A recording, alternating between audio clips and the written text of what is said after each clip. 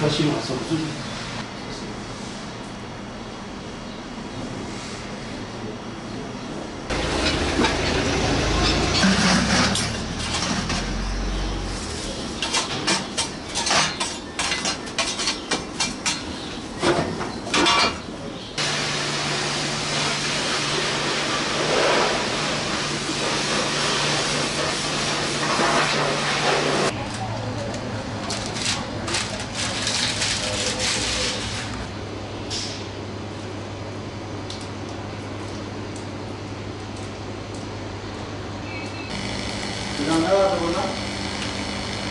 Koronavirüs tedbirlerine uyaraktan kafemizi dezenfekte ediyoruz.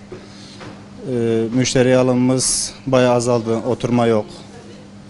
23 personelden 3 personele düştük. Bu da işlerin aksaması, zar zor geçirmemize sebep oluyor.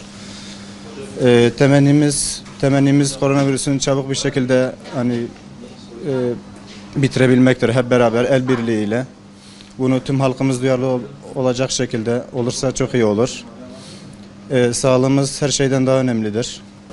Ürünlerimiz bayağı azaldı. Ürünlerimizin azalmasından dolayı işler ister istemez düşüyor. Müşteriler oturtamıyoruz burada. Sizin de gördüğünüz gibi. Bu tedbirlere uymak zorundayız. Ürünlerimiz 20 tepsi çıkarken şu anda 5 tepsi, 6 tepsiye düştü.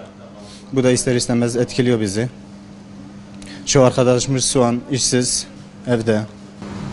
Yaklaşık 4 gündür kapalı durumdayız. Müşteri oturumu kesinlikle yasak. Hijyenimizi tekrar sağlıyoruz. Her gün temizliğimizi en iyi şekilde yapmaya çalışıyoruz. Dezenfekte ediyoruz.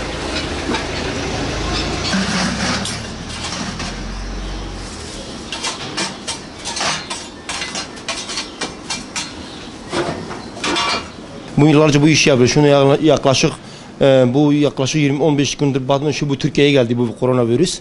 Ondan dolayı işimiz yarı yarıya düştü. Yaklaşık şu anda servisimiz İçişleri Bakanımız emrettiği 81 ile şu anda tüm servislerimizi şu anda kaldırdık. Sadece paket servis. 12 elemanda şu an düşürdüm 5 elemanla. Şu anda örnek diyor kapatın örnek biz şu anda bize bir devlet bir katkı veremez. Kiramız, ceyranımız var. Bu şu anda yaklaşık 1991-92'de beri bu işi yapıyorum. Ama ben kanatçı Suatsı olarak amacımız inşallah ülkemiz en güzel bir şekilde bu hastalığı atlatalım inşallah. Allah kısmet edersen. Bu amaçla hep beraber inşallah hijyenimiz şu anda her şeyimize çok dikkat ediyoruz. Onun için birbirimize dikkat etmemiz gerekiyor. İnşallah Allah kısmet ederse bu ülkemiz bu Batman halkı olarak her şekilde güzel bir şekilde geçmeni inşallah temel ediyoruz. Ben yaklaşık günde 200 kilo kalan satıyordum şu anda. Şu an düştü 15 kiloya. 15 kilo şu anda hepimizin herkesin evi var. Çoluk çocuğum 2 tane şu an dershaneye gidiyor. Masraflar çok ağır. Kiramız 1,5 milyar. Artı sigortam buranın sigortası var. Masrafı var. Yani herkesin bir elemanın bir masrafı var. Ondan dolayı şu anda yükümüz çok zor. Devletimiz diyor ne kapatsak nereye gideceğiz? Tamam. Şu an çok uzun süreçte geçiriyoruz. Amacımız devlet de bize bütün hastanelara bir kredi verse ama bir imkan verse olan bir masrafını kaçacak kira sahipleri bizde kira bizde almasa daha iyi olur.